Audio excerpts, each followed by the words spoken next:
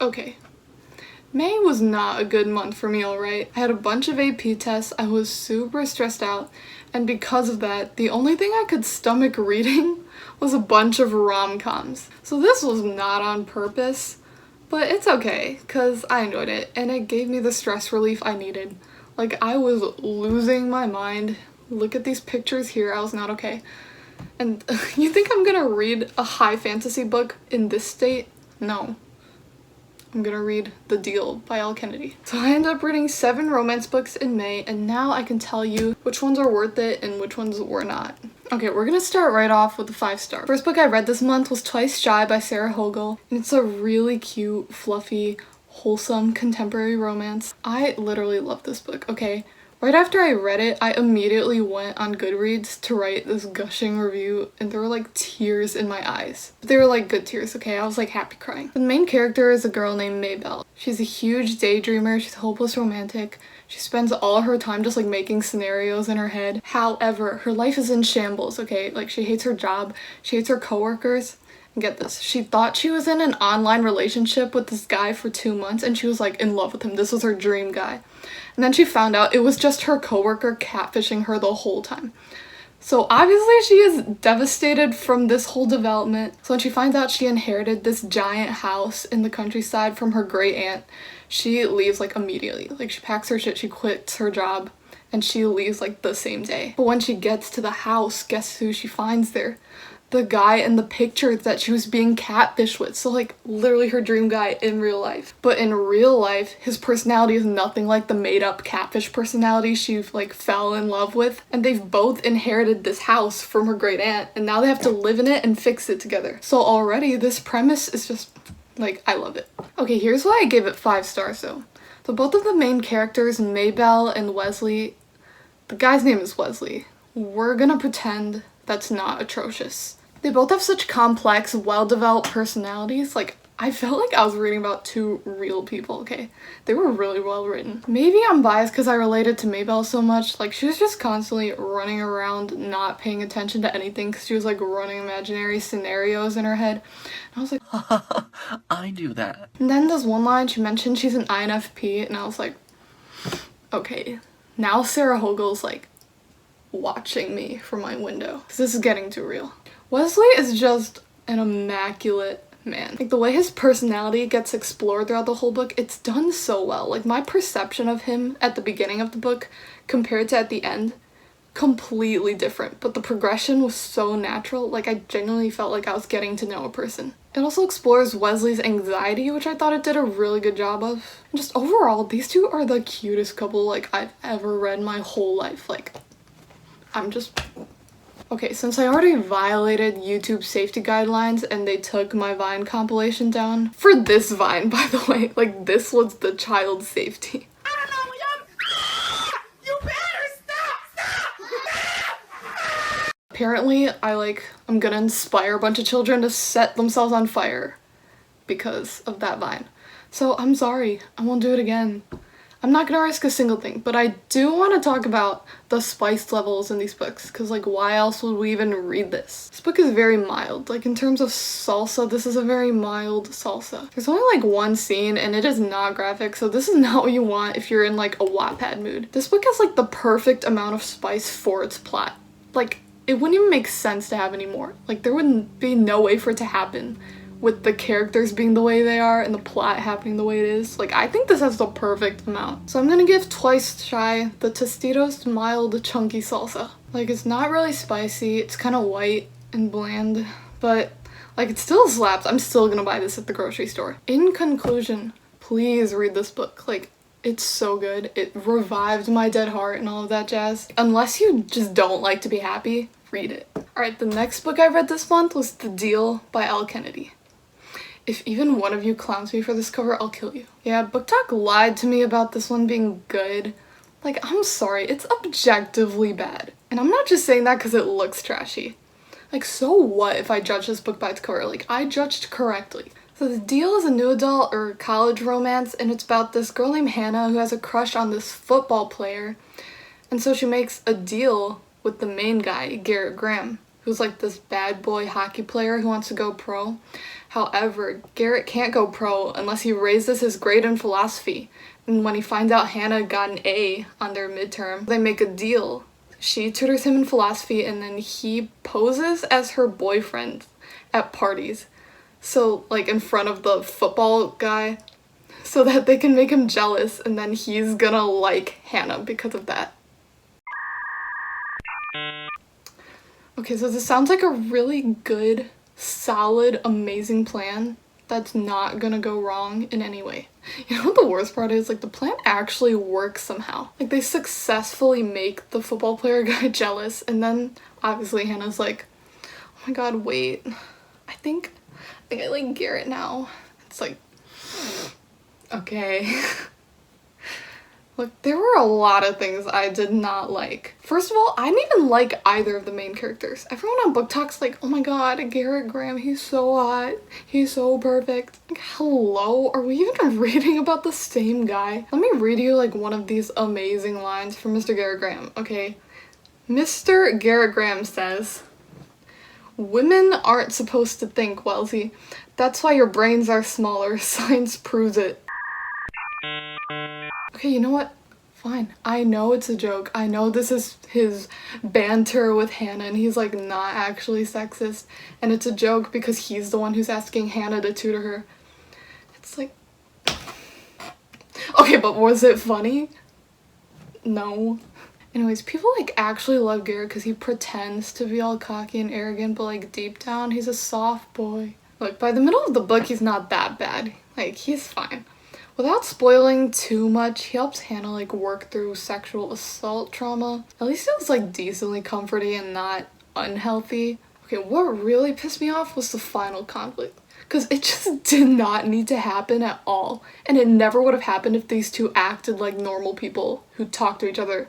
Literally wasted everyone's time, wasted their time, wasted my time for making me read this. Also, the dialogue in this book is really bad. Like, it's insanely unrealistic. Like, at some parts, it actually made me, like, recoil. I thought about making a rant review for this book, but, like, come on, it's low-hanging fruit. I saw this cover, and I still read it on purpose. Like, that is on me. Nobody's reading The Deal because it's a literary masterpiece. In terms of spice, I'm gonna give this the Tostitos Hot Chunky Habanero Salsa. There's a lot of it. Was it good? Wasn't bad. Everyone told me it was gonna be like amazing and they lied. So if you're like in a silly goofy mood, go for it. But for me, this is a 2-star read. But you know what? Don't let me stop you from having a good time. Okay, so the third book I read this month was People We Meet on Vacation by Emily Henry, who also wrote one of my favorite romance books, Beach Read. So I was really excited for this one. People We Meet on Vacation follows Poppy and Alex, who have been best friends since their freshman year of college. But every year they would go on this summer trip, just the two of them, and like this trip was really special to them and their friendship until an incident happened 2 years ago and they haven't spoken since. So now Poppy feels like she's stuck in a rut. She has what she thought was her dream job, but she's not happy in it. So she's like, damn, now that I think about it, I have not been happy for years. I have not been happy since my last trip with Alex. Then she hits up Alex randomly. She's like, what's up, bitch? Let's go on a trip. And he's like, okay. The story's told through 2 timelines. One's in the present, where they're on this week-long road trip, and the other one explains their entire friendship from the moment they met in college up until the incident that happened on their summer trip 2 years ago. So it goes through every trip they've ever been on, how their friendship progressed over like 10 years. Okay, I'm gonna be honest, I literally have memory loss when it comes to this book. I read it in one sitting and I was just using it to procrastinate on studying for my AP tests. So I kind of just finished it for the sake of finishing it. As I'm saying this, it kind of sounds like it's probably due for a reread, but I'll just still tell you what I thought. I really liked this book. Like, I thought the main couple had a lot of chemistry together, and the whole opposites attract thing actually worked really well here. Like, it wasn't an annoying, like, oh, he's mean and she's nice. It was like they have a lot in common, but they also, like, oppose each other because they're actually just different people. It was pretty realistic. Like, I thought it was good. In the end, I don't think I liked this one quite as much as I liked Beach Read, because Beach Read has like that rivals to lovers energy, whereas this one, the friends to lovers slow burn, kind of dragged a little too long for my taste. Like, it literally lasted 12 years and it just kept going and going and going. Nothing was really happening a lot of times. Like, yeah, they were having important moments, but it was just like over and over and over. I was like, That's just me though. I definitely think this is worth a read. The vacation adventure vibe mixed with the romantic tension makes it like really fun. There's a reason I read it in one sitting. In terms of spice, I'm gonna give this the mild pico de gallo. There's not a lot. There's like one or two, but it's like actually good. Alright, the fourth book I read this month was Well Met by Jen DeLuca. What's unique about this book is that it takes place in a Renaissance fair. That's why it's called Well Met, like how 16th century people would greet each other. I didn't know that, so I just thought the title like didn't make sense. The main girl's name is also Emily, which kept throwing me off because every time she did something I didn't like, I was like, Oh my God, is this who we are? Is this what we represent? Anyways, she moved to this small town to help take care of her injured sister and her niece. And the love interest, Simon, is the English teacher who's in charge of running the entire fair. This book is marketed as enemies to lovers, but in my opinion, it does not do a great job of that. And the reason I say that is because they don't have a reason to hate each other or love each other. Like, they just do. Okay, well, the girl has a reason to hate the guy. Literally the first time they meet, she's trying to fill out this form to join the fair. But she just got to town, so she has no idea what's going on. This man gives her so much attitude for no reason. He's like, oh, you don't know what role you're gonna play in the fair? Okay, you can be a tavern wench. And then he just does that repeatedly for like the first half of the book. Like, he'll catch her doing something wrong or not knowing how something works in the Renaissance fair because she's like never been here in her life. And he'll be such an asshole about it. And it's revealed later why he's such a control freak over the fair, but that does not make him less annoying. In this one scene, the two of them are like walking on the fairgrounds, and the girl points to a path, and she's like, where does that path lead? And then this man is like, lane. And she's like, what? And he's like, they're called lanes at the fair. I'm telling you, at this point, I was like ready to beat a bitch up, but it's fine. A turning point in their relationship is on the first day that the fair actually opens. So Emily shows up to the fair and then suddenly she sees from behind it's a guy in a pirate costume wearing leather pants. And she's like, oh my god, who is this man? Why is he like double cheeked up? And then the guy turns around, oh my god, who would have guessed? It's Simon. He has this pirate alter ego for the fair, like that's his character. And Emily's like, oh my god, I hate him, but he's got so much ass, like what am I gonna do? I swear to god, this girl saw her man doing pirate cosplay and she did like a full 180 just from that. Okay, that's my rant. It wasn't actually all bad. Like, once you unlock Simon's pirate alter ego, which is like a completely different personality, the romance got way more fun to read. But like I said before, they don't have a reason to hate each other or love each other. Like, they weren't rivals or on opposing sides of an issue or anything like that. He was just kind of being a dick at first. Not in an irredeemable way, like I don't think he's toxic or something. So I can move past that. But they don't really have any solid personality traits that complement each other either. The way they get close is basically like she discovers some tragic aspect of his backstory. They talk about it.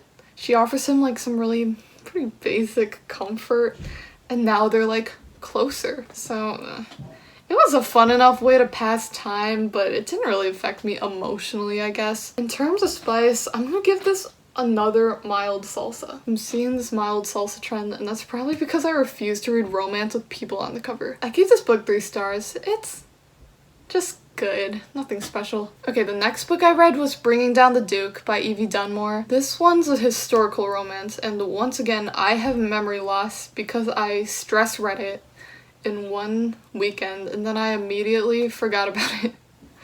But I guess that also shows it didn't hit me that hard. Okay, the main character, Annabelle, is part of the first group of women to ever attend Oxford University. She's like super broke. So she joins a group of suffragists as a part of a deal to pay her tuition. Her job is to like recruit powerful men of influence to their cause, and that's how she runs into the Duke, Sebastian. And at first he's like, amend the Women's Property Act? No.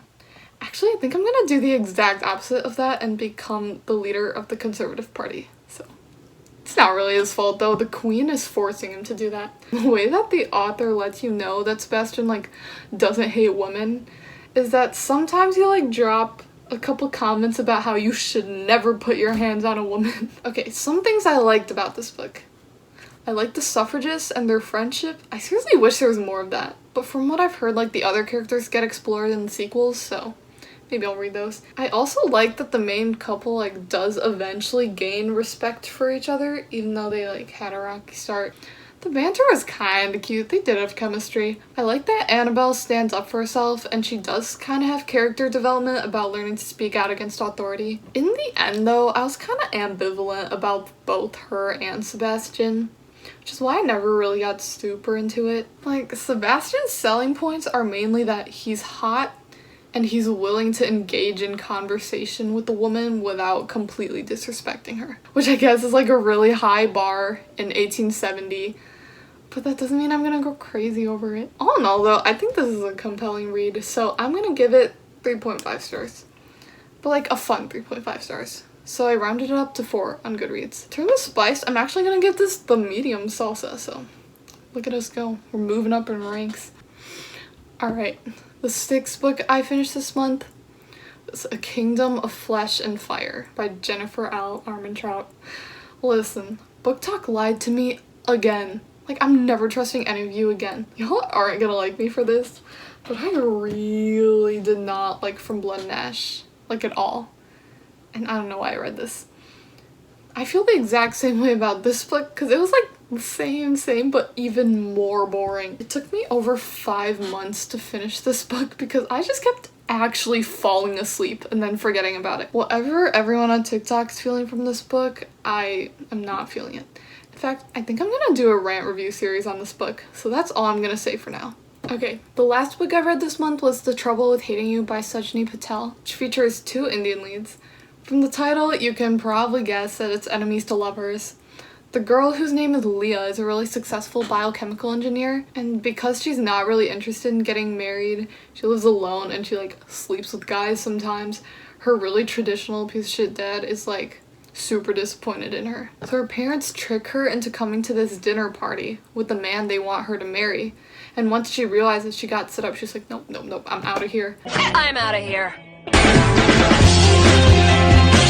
The guy they set her up with, however, is actually the love interest, Jay, who now hates her because she left the dinner party without a warning and like really insulted him and his mom. So that's like the premise. And here's what I liked. I liked that Leah was a girl boss. I liked that Jay was a really loyal and sweet dude.